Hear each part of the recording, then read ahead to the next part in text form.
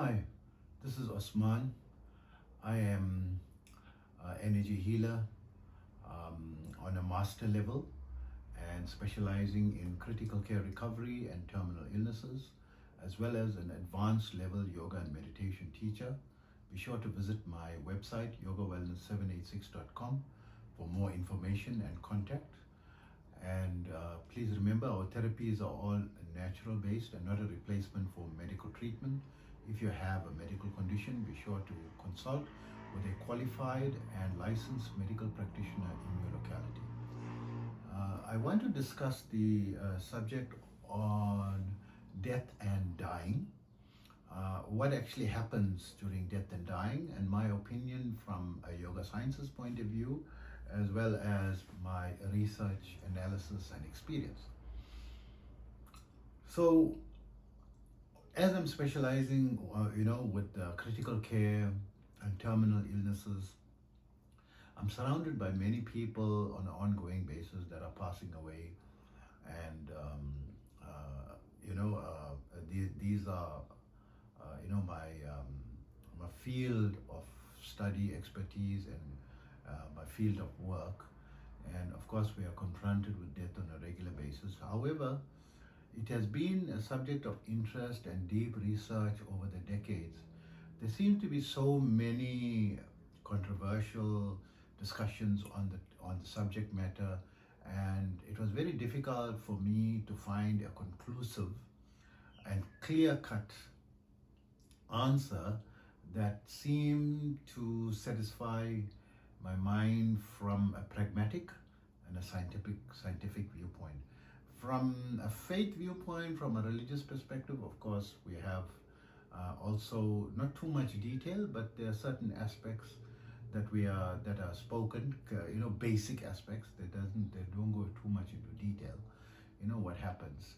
So it led me to research more, and over the decades, I came across some information that is very compelling, which I feel is actually something worthy of discussion, and something that I remember and I believe carries a great deal of weight, and not contradictory to any faith that I know of. It's not a direct contradiction, and not contradictory to my faith, in my opinion. Right? So there's just two factors that I like to bring up. The first factor is a very old study, a book written by Dr. Kubler-Ross. The title of the book is On Death and Dying. I think she's a Swedish doctor, if I'm not mistaken, who did interviews with over 20,000 patients who had experienced death and was resuscitated or recovered.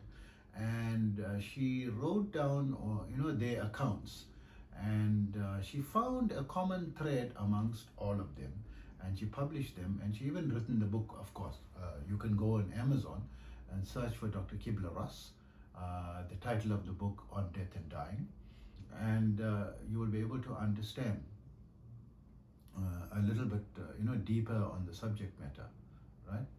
And so basically what she concluded, which is of more significance to me, is that the common thread was that no one experienced pain during the death process, and they all experience like a flashback of memory of their entire lifetime, and this was a common thread. And they had a sense of feeling that they felt a sense of guilt for the wrongs that they did, and they felt that they would be rewarded for all the good that they did, and it terminated and every one of them had the common termination where they seen a white light that was very comforting. It was a bright white light, and they were approaching it. It was very comforting, and that's the furthest point that she found any person had accounted. There was nothing further than that anyone recounted from all all the studies that she did. So they were resuscitated before that. So no one knows what happens after that event, right? So there is a recent podcast, the Joe Rogan podcast. There was a discussion of videos taken in a hospice care center with children, and there was a nurse that took these videos of some of the children just before they passed away. They all seem to be doing the exact same thing just before they passed away. They were all like reaching out with their hands on top, reaching out like and looking up and reaching out, and like they're wanting to go, towards that.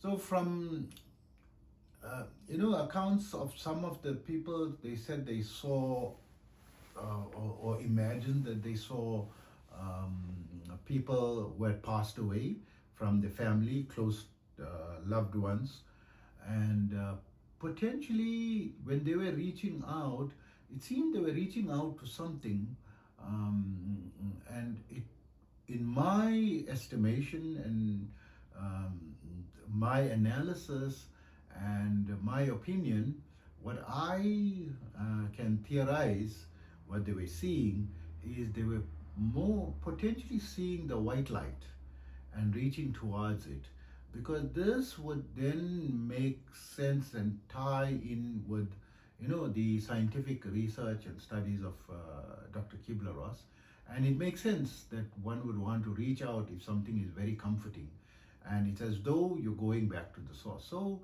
from a yoga sciences and ancient cultures perspective, studying many ancient cultures, it is said that we all come from somewhere and we're going back to that same place, and that somewhere, for want of a better terminology and word, there seems to be I've studied diverse literatures and went deep.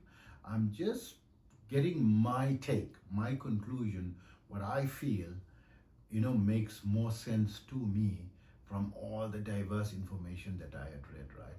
That there is a source from which we come, and it is the same source to which we will return when we pass away. And it's a very comforting, as though it's like I would explain in modern terms, like a mothership, that we all came from the mothership, and when it's time to pass, we return back to that mothership, but that mothership being like this brilliant white light that is so comforting and amazing, and it makes there's absolutely zero fear involved, and you feel very comforted in order to approach it and to go back to it. And from some of the mythologies and so forth, some people call the source God, and that we come from God and will return to God, and he appears, one can see the brilliance of the white light, because we can't see a form, because he is so effulgent.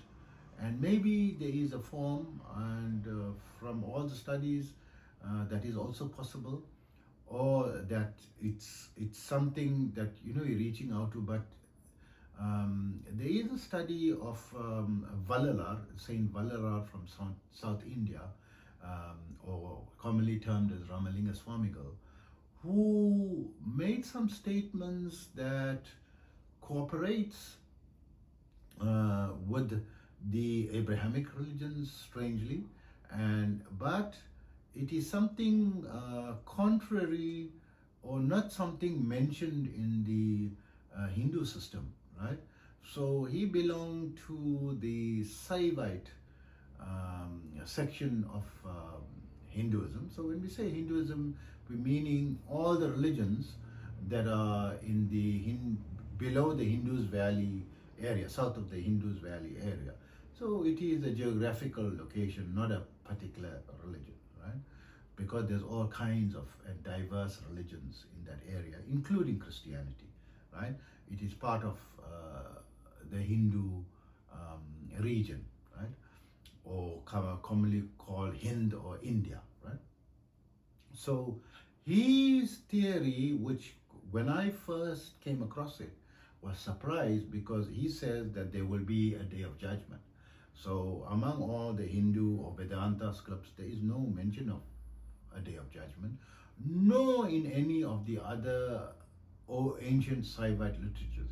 But there is hardly any Saivite literature available because there was invasions, and whatever literature that was there previous to the invasion about 5,000 years ago.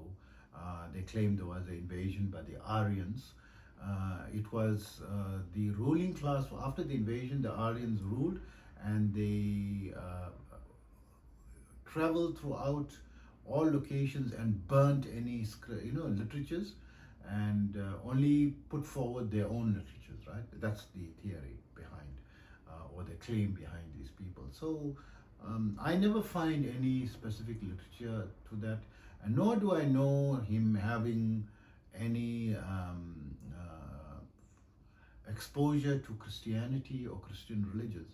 But he confirmed that there will be, a day of judgment, and that when one passes, that on the day of judgment, everyone will be resurrected. So this is the common belief among the Judeo-Christian and Islamic faiths.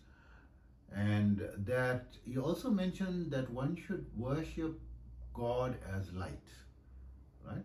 And that he can be seen or experienced as an effulgent white light, right?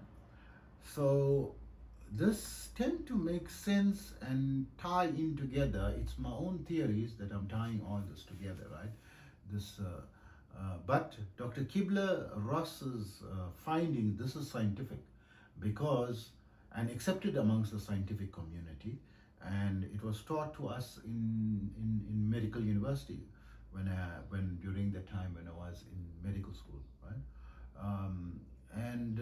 It is very compelling reading. I purchased the book, and after losing the book or having given it as a gift to some people, I bought it a second time, and I think even a third time, because whenever I confronted people who had difficulty in dealing with the passing away of a loved one, this book, providing a lot of information, evidence, also provides solace and explanation to those who lost loved ones, that they feel comforted that the person who passed is not in a bad place and not gone to some oblivion, right?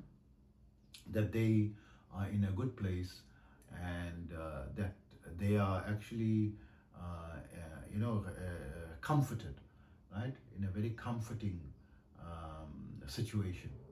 So this is my view and opinion, so from a religious perspective, that there's going to be, a day of judgment and so forth.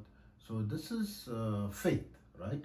Not something that we can say is accepted by science or scientific, but at the time of passing, at the time of dying, it is very difficult, and to bring about any other theory that people is going through some difficulty or anything, right? And that they're not experiencing comfort and amazement. So I would encourage one to read that book, and I think this is the most compelling information on death and dying to date, where it is scientific and accepted by the scientific community, and also many people. I mean, we're all humans, and we are, everyone's is guaranteed death, and everyone has experienced, someone close in their family that passed away. And even if you are afraid of what may happen, it may bring solace to investigate a scientific treatise on the subject matter. You can even research it on YouTube. I'm sure there is discussions on this specifically, and there probably is a PDF version available, because now we're in the 21st century, and we're now in 2025. I wouldn't be surprised if there is PDF versions available for free, on this. But you can, I think, most likely find it on Amazon. I doubt that it's going to be very expensive, and well worth, you investing in a copy of this. and bring some factual basis to what may happen, which is an inevitable event in everyone's life. Right? So take care always. Tap stop.